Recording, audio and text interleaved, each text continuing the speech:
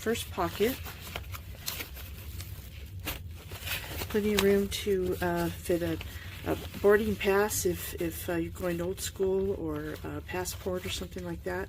I don't know if I'd put mine in such a readily accessible place, but you know, you do what you need to do. Then we have this pocket in here, and there are two little sleeves here, and then two little tiny sleeves for putting a pen, so you can have pens at the ready. So this would be really good for a work sort of situation, or anywhere where you're likely to need a pen all of a sudden.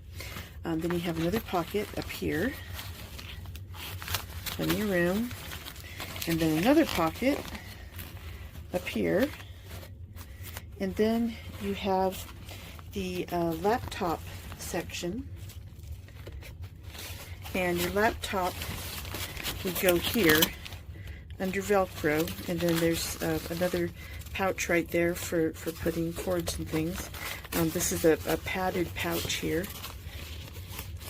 and over on the other side there is another zipper compartment and another open pocket, and this opens only part way, so that when you have the bag sitting upright, it's not going to flop all the way open on you. So if you have the bag sitting upright to take out your laptop or other business things, that's going to be very handy and secure.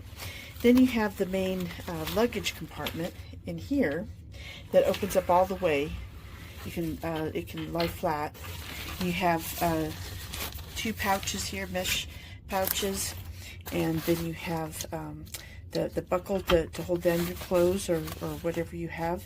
In back of here is just the handle that slides out. So this has the pad on it to keep it from knocking against your stuff. And I guess you could possibly put some other stuff in there, but it might interfere with the movement of the handle. But that's what is underneath that. Then we have on the sides, this is the waterproof or water resistant pouch that they talk about. That this zips up here. It's a small compartment, so it's somewhat limited in what you could put in there, but they bill that as being water resistant. So that's that. And then there is another pocket on the other side, but that one does not have that foil lining. That one is just a regular lining, but it's the same size of pocket. So closing it up here, you have right here is where the handle is. It still has plastic on it to keep it nice. There's a button in there. You push that, and this comes out, and it slides up and down very easily. And that's the only thing that is on the back of it, except it does have this loop so you can slide it over the handle of a larger suitcase. And then those are the wheels. This turns very easily. It's quiet wheels, moves like a dream. It's really a nice piece. The color that they call it, I think a gray pink or something like that.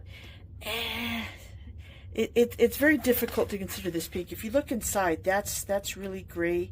So when you look at that, you can say, well, maybe it has a little bit of a pink hue to it. But I don't know. I think that this could easily go for either men or women. I don't think it screams pink at all. I think it's really more of a putty color. I wish it was more pink than it is, but it is nice. It's a very sharp looking piece, and it'll hold everything you need for a day or two of travel. Lots of room for your business needs, for your laptop, paperwork, things like that. This would also be a nice day pack, just carrying around, for wheeling around your laptop and things just on a daily basis. So a little bit pricey, but for quality luggage, not too bad of a price.